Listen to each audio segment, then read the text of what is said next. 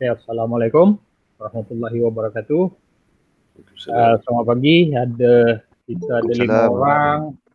Ramli tak masuk. Ramli Okey. kerja kot bro. Betul lah, Fauzi tak boleh masuk. Boleh kerja. Ni Ramli. Assalamualaikum bro. Salam. Hmm. Ya Allah. Legend. Fauzi biasa kerja. Betul lah, Fauzi kerja. Suria Ya. tak tahu. Apa kita nak discuss? Itulah sebab saya macam mana-mana kuliah kita dengan you ke dengan orang lain, saya suka kita discussion. Datang daripada you. Kita habis kat mana hari tu saya pun dah tak ingat dah. Last discussion kita. Last hari tu pasal ISO 45,000 kata. Ya. Rasanya ISO tu lah Prof. Betul. 45,000 tu. Tapi part mana? Part mana? Itulah kita bincang apa hari tu. Documentation. Atau audit.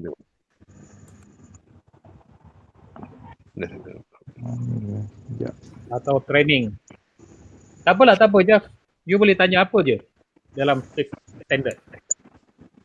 Dalam macam mana nak dapatkan certification tu. Macam mana nak training. Dia punya training tu macam mana Prof? Okay. Saya tanya pasal training tu Prof. Okay. Untuk staff lah especially. Okay. Training ni dia datang berperingkat. Bila kita atau top management mengarahkan kita untuk buat pelaksanaan standard. ISO 45001 yang baru, OSHA 2000, BSI ataupun MS 1722. Bila top management kata kita start nak buat certification, so benda yang paling utama adalah training.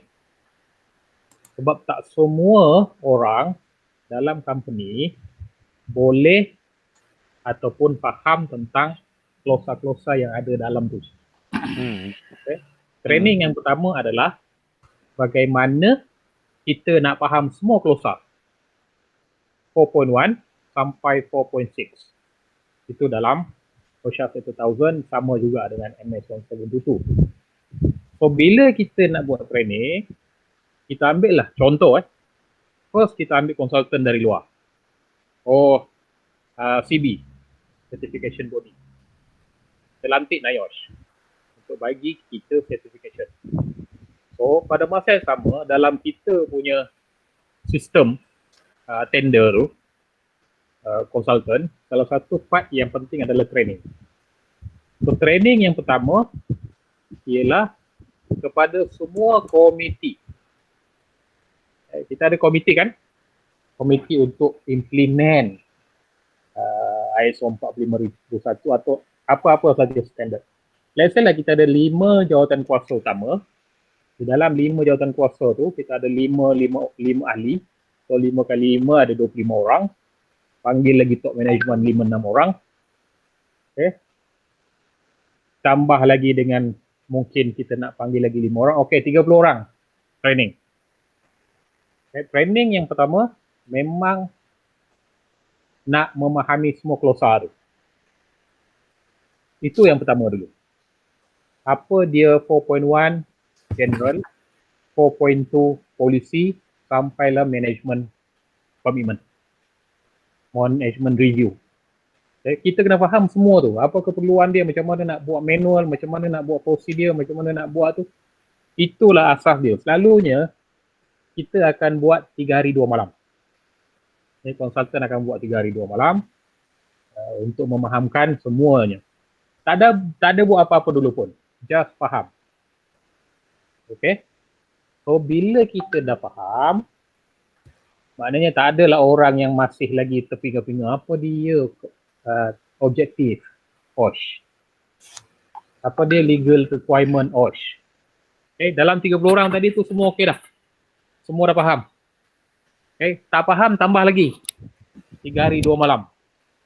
Okay, kalau dekat office tu 3 hari lah kan, pagi petang. Okey, kita katakan complete lah group ni. Okay. Balik baru kita buat manual.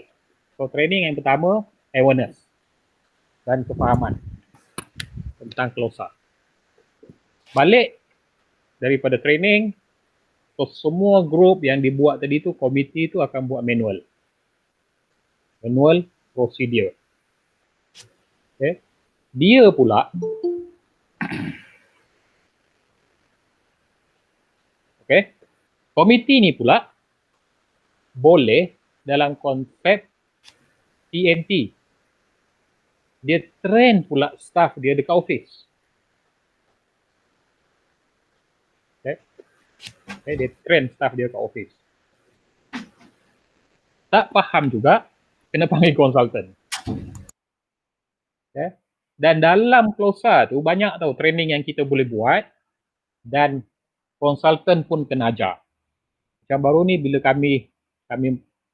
saya dengan pihak Bomber mencadangkan kepada NIOSH CB untuk dapatkan certification ISO 45000 untuk Bomber. So ada 4 package training yang di-provide oleh NIOSH. Satu, awareness tadi. Yang kedua, hazard identification 3 hari. Ketiga, audit. Okay, audit, internal audit program. Yang last kali, management review punya dokumen. So ada 4. Ada 4 training yang kita minta kepada konsultan buat. Sebenarnya kita boleh buat kalau kita faham semua keperluan dalam ISO 45001 tu. Okay, so kita pula, kalau you punya company, boleh hantar you pergi dekat SIRIM misalnya. Kan kat SIRIM ada kursus-kursus banyak tentang ni. Atau dekat NIOSH atau mana-mana konsultan lain. Saya lagi suka kalau you pergi. Okay, tapi balik, you kena mengajar. Kebanyakan company hantar je, tapi bila balik kita tak mengajar kan. Kita diam-diam dengan ilmu yang kita dapat. Tapi company dah bayar 1,000-1,500 punya kursus. So bila you dah tahu, you kena balik dekat you punya company, you train pula you punya company staff. Sebab bawah you ada HSC department. HSC department ni yang run untuk implement MS ISO 45000 or OSHA 3000. So you jadi secretariat untuk develop dia punya manual. Okay, so ada 4 training yang paling penting lah. Okay, awareness, pemahaman kepada closer, pengenalpastian hazard dan risiko, audit. Audit ni macam mana nak melantik auditor dalaman, sebab ada proses mengaudit yang dibuat oleh kita dalam company, dan juga management review dokumen. So, tapi kalau you rasa kami tak faham tentang closer legal requirement, okay, you boleh ambil konsultan untuk bagi training dalam 4 jam sehari atau setengah hari. Tak ada masalah. Kan lagi murah kalau you bawa masuk konsultan datang pergi company. 20 orang bagi dalam mungkin 1,000 punya fees. Bagi dia 1,000. Then dia bagi talk dan juga bagi practical sikit dekat office. So lepas lunch dia boleh balik. Dia berbeza kalau you hantar you punya staff pergi dekat NIOSH.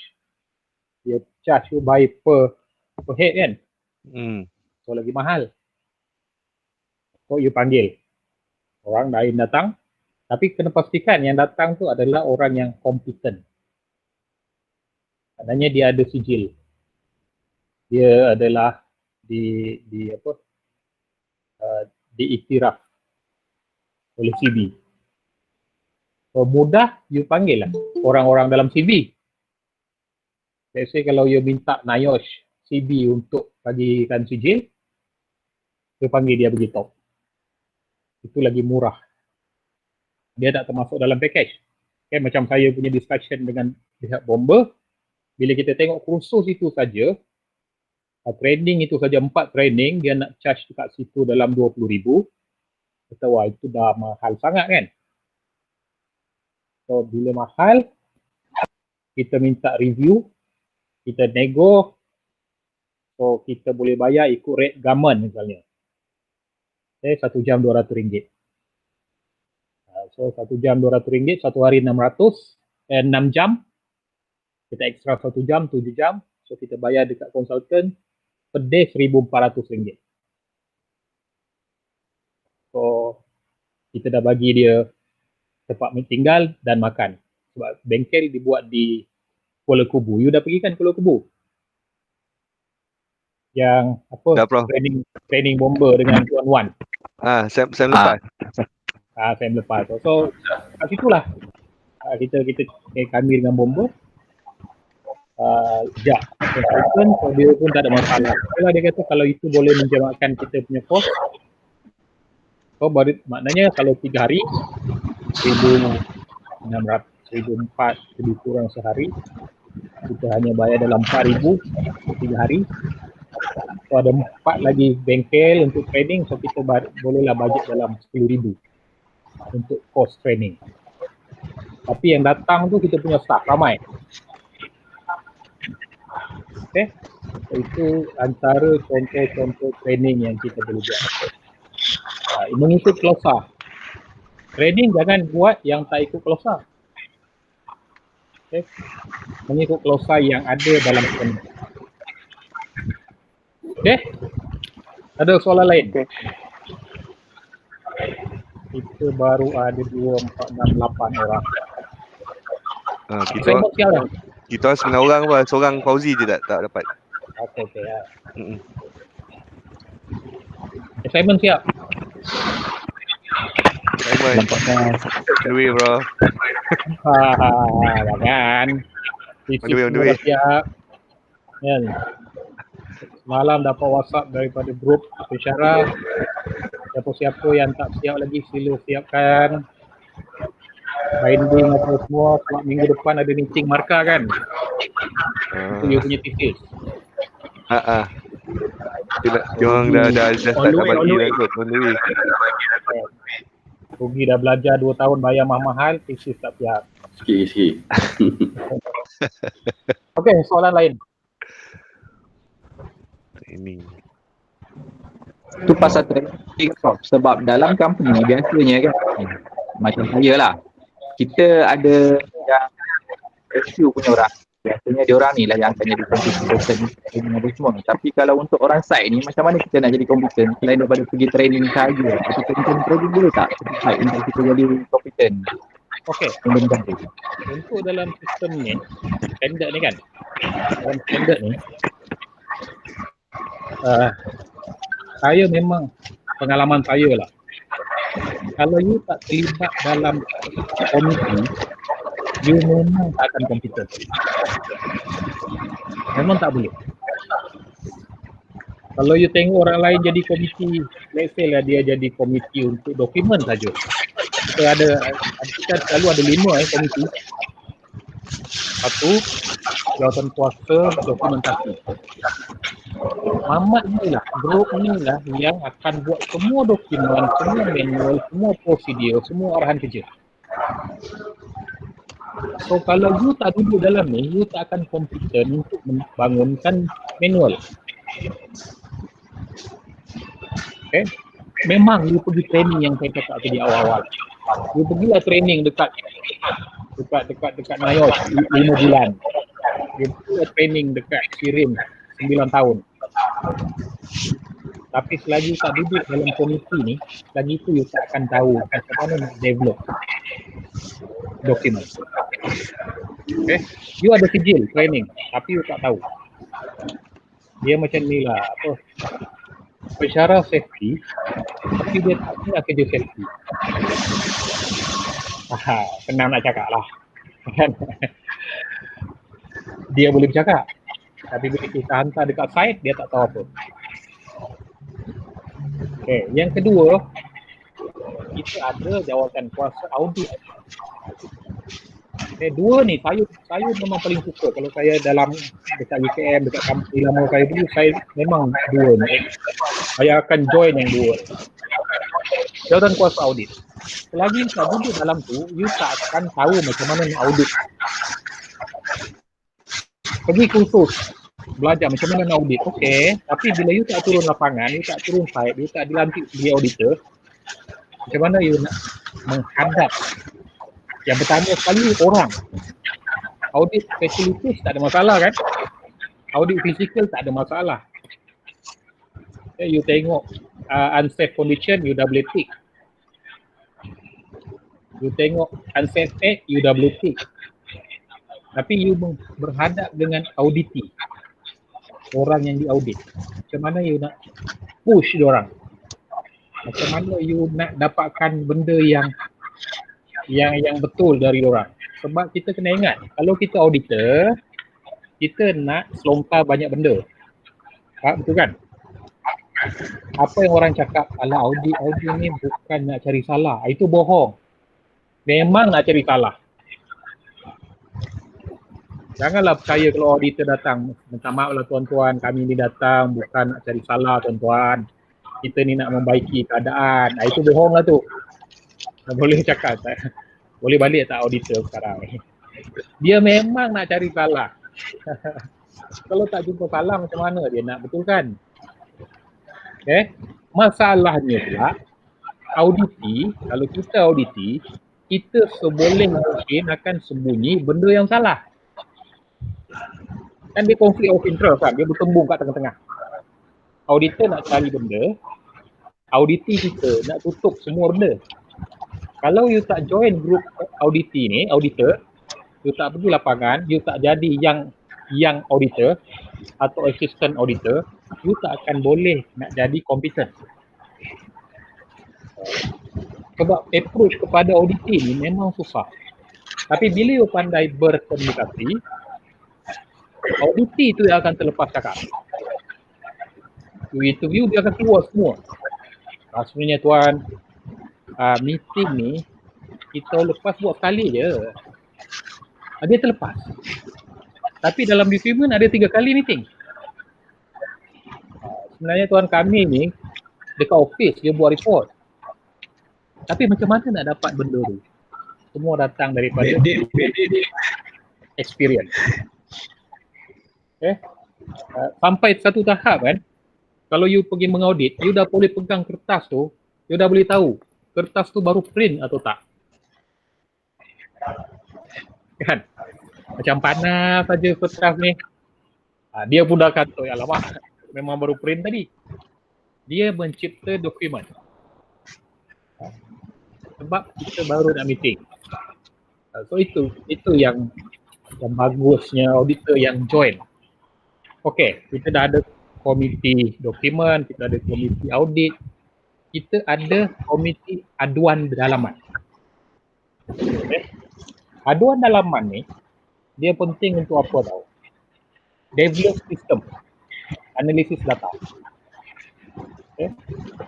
So, macam mana you nak analisis data? Dalam semua standard yang ada dalam organisasi ni, semua perlukan analisis data. Kenapa? Sebab dia berkait dengan klausa 4.2.3 objektif. Okay. Kalau you ingat semua company ada objektif. Semua OIS ada objektif. Contoh satu, mengurangkan kadar kelemalangan sebanyak 2% bagi tahun 2020. Itu objektif. Macam mana you dapat 2% tu? Kalau you tak ada analisis data. Mengurangkan kadar aduan housekeeping sebanyak 10%. So macam mana you nak dapat data 10% housekeeping tu? Kalau you tak pandai analisis data. Sebab tu bila saya meeting dengan senior manager safety, Nexus, senior manager TNB, dalam 2 tahun lepas. Semua senior-senior yang hebat-hebat ni safety, kami meeting dekat ada hotel dekat Shah Alam, The Wave apa tak. Blue Wave Hotel. kan. Kat Ha. situ. Saya chair meeting tu. Sebab saya nak dapat respon daripada, saya wakil NIOSH, nak dapat respon kepada silibus OSH dekat Malaysia. Okay. So semua orang komplain. Semua manager-manager ni yang senior semua komplain, dia kata semua safety graduate ni bagus. Dia tak bagus dekat satu je. Tak pandai analisis data. Itu masalah dia. Kenapa tak pandai? Sebab macam you, bukan kata you tak pandai. Dalam kursus you, master, tak ada metodologi. Kan tak ada metodologi penyelidikan. Perasan tak? So, itu yang ditekankan. Bila kita dapat data banyak, bila kita serahkan kepada SSO yang baru-baru ni, dia kata semua dah tengah-tengah. Macam mana nak buat data? Macam mana nak masuk dalam XPSS? Untuk run. Untuk kita dapat satu data dekat ujung. Yang kita kata tadi objektif. Semua objektif. Kalau kita punya yang lelaki tak ada masalah kan? Itu semua kata data objektif kita nak kahwin 4. Tak payah nak analisa data tu. Sebab number tu 4. Clear. Suria dah senyum. Kita boleh sewa kalau siapa nak kahwin 4 tu. Okay, bagi tahu je. Berani tak berani lah. Okay. So macam juga, kita kata okay, by umur kita 40 tahun nak simpan duit 1 million. Tak ada masalah. Sebab dia tak memerlukan analisis data. Tapi yang tadi tu, nak mengurangkan kadar kemalangan sebanyak 40%. Nak mengurangkan kadar aduan housekeeping sebanyak 6%. Nak mencapai target productivity berapa. Nak mendapatkan 87% staff training OSH. Okay. So, itu saya kata tadi. Semua benda tu datang dengan kompeten. Okay.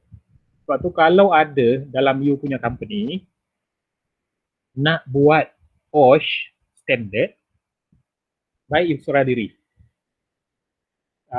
Sibuk memang sibuk, stres memang stres, orang tak suka memang orang tak suka, sebab menambahkan kerja kita. Tapi kita kena fikir what next. Kita boleh jual diri kita